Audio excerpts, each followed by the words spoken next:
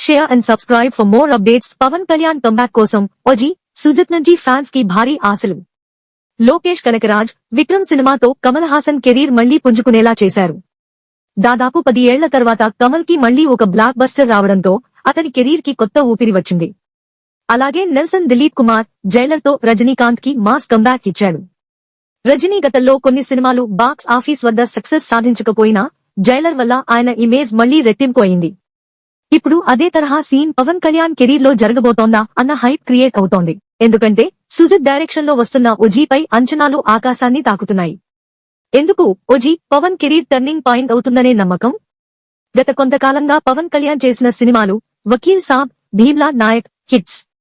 Fans కి పవన్ నుంచి mass, stylish, perfect heroism కావాలి. అదే ఇప్పుడు ఓజీలో కనిపిస్తుందని ట్రైలర్, టీజర్ చూపించాయి.